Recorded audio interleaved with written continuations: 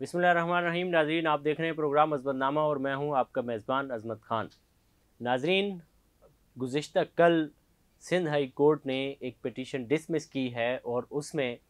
उन्होंने इसके साथ ही जो पिटीशन डिसमिस की है उसमें उन्होंने 10,000 रुपये जुर्माना भी आयद किया है और ये कहा है कि अगर एक हफ़्ते के अंदर अंदर जिस शख्स पे ये जुर्माना हुआ है वो जुर्माना अदा नहीं करेंगे तो उनका CNSE मुअत्तल किया जाएगा। नाज़रीन, ये शख्सियत कोई आम शहरी नहीं है, ये शख्स कोई अनपढ़ नहीं है जिस पे जुर्माना हुआ है। ये कोई ऐसा बंदा नहीं है जिसको कानून का पता ना हो या जिसको रूल्स रेगुलेशन का पता ना हो, या ये कोई ऐसा शख्स भी नहीं है जो कोई निजी किसी इदारे में काम करता हो, बल्कि ये प्रोफेसर हैं और प्रोफेसर भी ऐसे हैं कि जो जिनको दूसरी दफ़ा कायम मकाम वाइस चांसलर बना करके इज़्ज़त दी गई है। ये आप समझ रहे होंगे कि मैं किसी यूनिवर्सिटी के वाले से बात कर रहा हूँ और वाइस चांसलर चूँकि यूनिवर्सिटी में होते हैं, तो ये मैं बात कर रहा हूँ शहर कराची के अंदर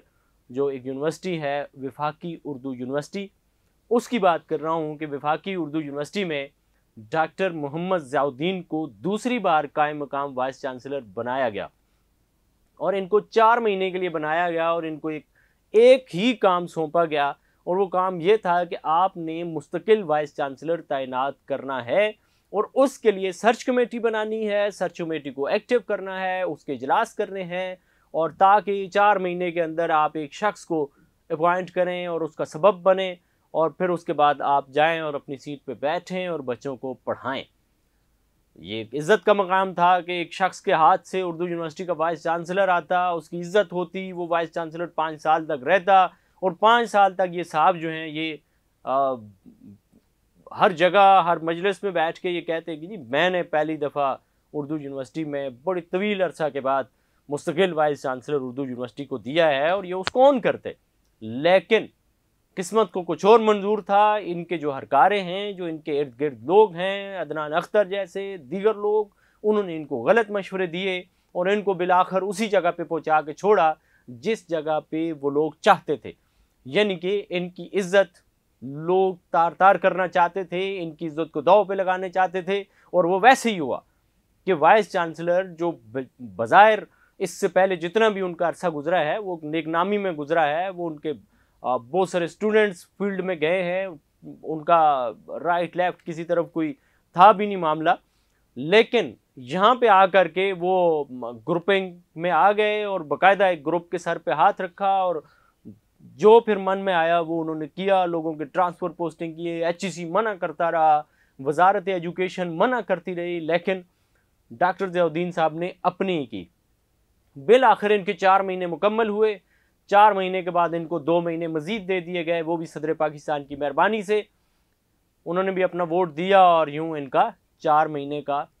पीरियड मुकम्मल होने के बाद 2 महीने इनको फिर दे दिए गए। यानी कि किस्मत इन पे फिर मेहरबान थी कि आपको साहब 2 महीने के लिए मजीद इज्जत दी जाती है। इस 2 महीने में भी आप अपना टारगेट पूरा करें और अगले 5 साल के लिए एक ताज अपने सर पे सजा लें ताकि लोग ये कहें कि उर्दू यूनिवर्सिटी में बड़ी अरसा बाद जो मुस्तकिल वाइस चांसलर आया है वो डॉक्टर ज़ियाउद्दीन की मेहरबानियों से आया है। लेकिन इनको इनके हरकारों ने, इनके इर्द गिर्द बैठने वालों ने और चापलूसी करने वालों ने फिर ये मशवरा दिया कि नहीं सरकार, आप ऐसा करें कि आप अदालत चले जाएं और अदालत में जा कर के आप अदालत से स्टे आर्डर ले आएँ और आप बच जाएंगे और मज़ीद जो है वो आप तवील अरसा पे रहेंगे। इन्होंने यूँ ही किया, ये सिंध हाई कोर्ट में चले गए, बल्कि इससे भी पहले जब इनके 2 महीने ये भी मुकम्मल हुए, 6 महीने इनके यूँ हो गए। फिर इनको 3-4 दिन ऊपर होने के बाद वजारत एजुकेशन इस्लामाबाद, वहाँ से इनको एक लेटर आया कि जी हुजूर 10 तारीख को उन्होंने लेटर भेजा, यानी कि 8 दिन उन्होंने भी ताख़ीर की कि शायद ये खुद चार्ज छोड़ें, लेकिन फिर भी इन्होंने चार्ज नहीं छोड़ा और बिलाखिर उन्होंने मुदाखलत की। एक लेटर लिखा 10 अप्रैल को और उन्होंने कहा जी कि 2 अप्रैल को आपका टाइम हुजूर पूरा हो गया था और इसके बाद आप किसी भी किस्म की माली या इंतज़ामी हवाले से कोई भी काम नहीं कर सकते। लेकिन जनाब आली उसके बाद बाकायदा से डेलीगेशन को ट्रीट कर रहे हैं, उनके साथ सरकारी दफ्तर को होल्ड कर रहे हैं और फिर इस पे जो कायम काम रजिस्ट्रार साहिबा हैं उनकी भी ज़िम्मेदारियाँ थीं, उन्होंने भी अदा नहीं की और उन्होंने भी इनको मुतनब्बे नहीं किया, इनको रोका नहीं कि जी आप ये सरकारी गाड़ी नहीं इस्तेमाल कर सकते क्योंकि ऑर्डर आ चुका है मिनिस्ट्री का, लिहाजा आप सरकारी गाड़ी भी इस्तेमाल ना करें, सरकारी वसाइल का इस्तेमाल ना करें, सरकारी दफ्तर का इस्तेमाल ना करें। लेकिन उसके बावजूद सरकार ने ये किया, डॉक्टर ज़ियाउद्दीन साहब ने, कि ये सिंध हाई कोर्ट में चले गए और उन्होंने एक पिटीशन डायल की, वहाँ पे दाखिल की पिटीशन CPD 21-20, ये इन्होंने दाखिल की और उन्होंने वहाँ पे प्ली ये ली, मुद्दा ये इख्तियार किया कि जी मुझे वजारत ने जो है ना एक गैर कानूनी नोटिस मुझे भेजा है और उसमें मुझे मेरा काम मुकम्मल नहीं करने दिया गया। सुबहान अल्लाह कहिए और मज़ीद सुनिए कि 6 महीने का एक बंदे को टाइम दिया गया और 6 महीने में काम ना मुकम्मल करने के बावजूद वो जाके अदालत को बता रहा है कि मुझे काम मुकम्मल मैंने नहीं किया और इनकी गलती थी, सेनेट के इन्होंने सिफारिशात को मुकम्मल नहीं होने दिया, तो मेहरबानी करें मुझे मज़ीद टाइम दें। अब जाहिर है आगे भी कानून को पढ़े हुए लोग बैठे हैं, उन्होंने कहा जनाब ये आप क्या लेकर के आए हैं, आपको मना कर दिया गया है और आप अपना टाइम मुकम्मल करने के बावजूद आपने काम मुकम्मल नहीं किया, आपको कैसे टाइम दें। उन्होंने ये किया कि कोर्ट ने इनको गुज़िश्ता कल यानी कि जस्टिस मोहम्मद शफ़ी सिद्दीकी की सरबराही में जो रुकनी बेंच था, उन्होंने ये फ़ैसला दिया और फ़ैसला ज़बरदस्त दिया। और ये मेरे ख़्याल में ज़ाहिर है जब एक फ़ैसला आ जाता है तो वो दीगर कई चीज़ों के लिए तमसील बन जाता है, मिसाल के तौर पे उसको पेश किया जाता है। दीगर जब दरख्वास्त गुजार अपनी दरख्वास्त लेकर के जाते हैं तो उसके साथ वो लफ कर देते हैं कि जी ये फ़ैसला ये कोर्ट का पहले से मौजूद है, इस तरह की ये मिसाल पहले है, लिहाजा ऐसा काम नहीं होना चाहिए। तो उन्होंने एक फ़ैसला दिया और फ़ैसले में इनको ये कहा कि जाइए जनाब, आपको जब एक लेटर मिल चुका है, नोटिफिकेशन आ चुका है कि आप सरकारी दफ्तर को ऑन नहीं कर सकते, सरकारी ड्यूटी अब आप नहीं दे सकते, कोई इस किस्म के इख्तियारात को इस्तेमाल नहीं कर सकते, तो अब कैसे आ गए यहाँ पे? आपने तो अपना काम मुकम्मल नहीं किया, आपने अदालत का वक्त ज़ाया किया है, तो क्यों ना आप पे जुर्माना आयद किया जाए। तो इन पे 10,000 रुपये बाकायदा से जुर्माना आयद कर दिया गया है। नहीं, सरकारी अफसर पे अगर कोई जुर्माना हो जाए और उससे सज़ा हो जाए तो इसके अलग एक